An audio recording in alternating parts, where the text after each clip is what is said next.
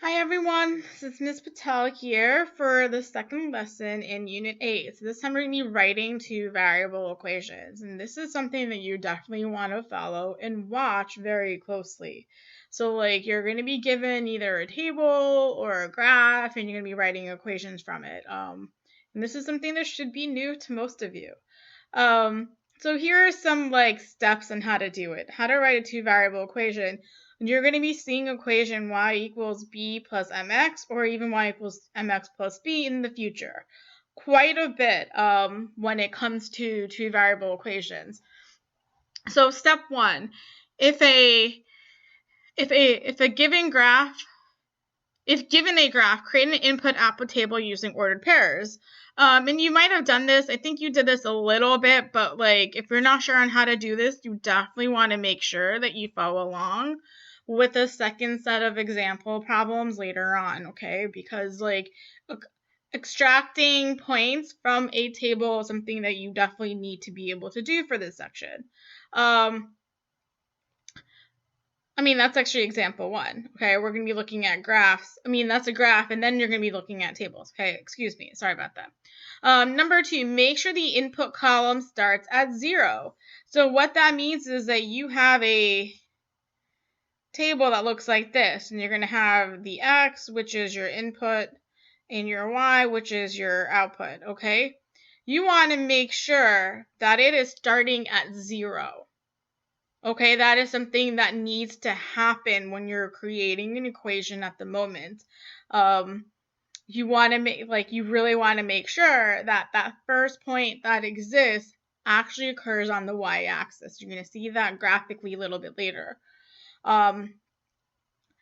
And increases at the same rate. And we're going to be talking about that. And you're going to see that you're most likely, at least in Math 6, this is going to be increasing by 1 right now. But that could be changing in the future. So for now, just make sure that it's increasing in the same rate. And again, I will be talking about that in the example problems. And number 3, determine the value b. B is right there. And I'm going to be talking about what b is, okay, when we're doing these problems. 4, determine the constant rate or the rate of change, m. And this is that, these two things are going to be so important for graphing lines in the future. In the rate of change, you're going to be hearing rate of change, rate of change, rate of change. A lot in Math 7 and definitely in Algebra 1. And lastly, using those information, you're going to be filling those values in to create an equation using that format. All right, so let's get to example number 1. Okay, so write a two variable equation to model each situation. So you see that it starts off with 0, which is one of our check marks. And now you want to see and make sure that in the x, in the inputs, that the difference that they are increasing by the same value, or that, so over here, this is plus 1. From 1 to 2 is plus 1. 2 to 3 is plus 1. And 3 to 4, it's plus 1. So that has to happen. And now you're going to be checking, you're trying to find the rate that the y's are increasing or decreasing. It could decrease sometimes too. Don't just think it's going to be an increasing thing for the outputs. If you're subtracting something or if you're dividing something, it could go down, which makes sense. So in this case, this is going to be increasing by 0.5. This is increasing again by 0.5. 1 plus 0.5 again is 1.5. 1.5 plus 0.5. So these are all, this needs to be the same. Just like the x's, the increase has to be the same. This needs to be the same. And now let's go back up there for our steps. So the value for b. So we've increased the same rate that 1's the value for b. So that b value, so you're looking at this first point right here, okay? That first one, the one that is attached to the 0. B is going to come from that y value attached to that. That's where you're getting that b. The constant rate of change. the Algebra 1 teacher in me has to teach it to you that way. So it's going to be the change in y over the change in x, the constant change. So over here, the change in y is 0.5. The change in x is 1. So your m is going to be 0.5. That's all it is, a change in y. How much is it? The constant changing. This is changing 0.5 over 1 every single time. That is what the constant rate or the rate of change is going to be. And now we have our two main values here. We have our b equals 0, and we have our m is 0.5. And in this equation, y equals b plus mx, you are just substituting the value of b. Value of b goes here, so it's going to be y equals 0 plus m is 0.5, so 0.5x.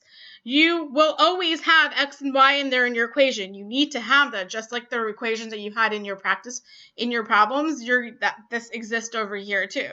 And you can leave it like this, or you can just take away this first 0 that doesn't do anything to it and just have y equals 0.5x. This is right, or this is right, or if you even want to put 1/2 x, that's fine too. Let's do another example problem, okay? So that first thing is that it's starting off with 0, check. All right? B equals 2. This is increasing by 1, increasing by 1, increasing by 1. So the increase in the x's is consistent. And now you have to figure out what that change in the rate in the y's is. So this is plus 3, plus 3, plus 3. So the change in y over the change in x. So I'm going to write this as delta y over delta x. This is the whole Greek alphabet coming into play right now. So change in y is 3.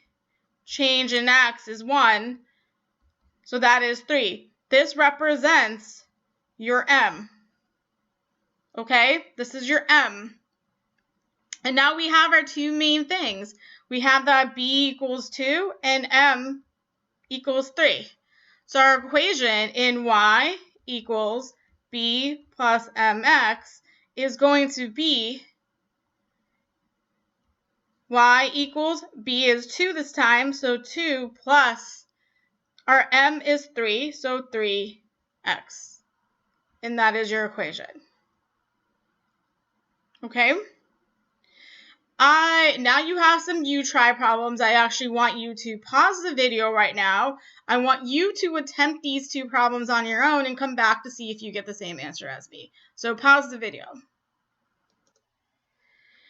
Okay, welcome back. These are the two problems done. For A, you should have y equals 10x, or if you even left that 0 in there, that's fine. Y equals 0 plus 10x. The y's are increasing by 10 every single time. Your b is 0 because it's the value when x is 0. And your m is a change in y, which is plus 10 every single time on top. And the change in y, which is increasing by 1, so it's going to be 10 over 1, and that's 10. And then you're just substituting the b and m into the equation. For b, you have that 0 for x, which is starting, and x is increasing by the same rate of 1. B is 18 because that's the value of y when x is 0. So you're going to have 18 now. And this time we have a little different type of problem because it's the first time we've had a problem where it's decreasing. So you have subtract 4, subtract 4, subtract 4 every single time. And now for your m, it's going to be the change in y over the change in x. And the change in y is -4 and the change in x is 1. And that gives you -4. And now you're just substituting your b and your m back into the equation. You're going to have 18 plus -4x. And remember, these are not like terms. You're doing -4 times x. And all I did down here is just remove the parentheses because this is how you normally see it and you write it.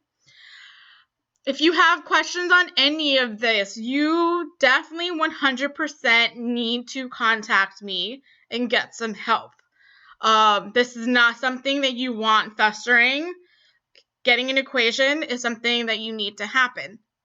This is the end of video number 1 for this lesson. The next set of lessons is going to be on creating a table from a graph and then writing an equation again, and then we're going to get into some like word problem situations. That's video number 2. All right, thanks for joining me. See you in the next video. Bye.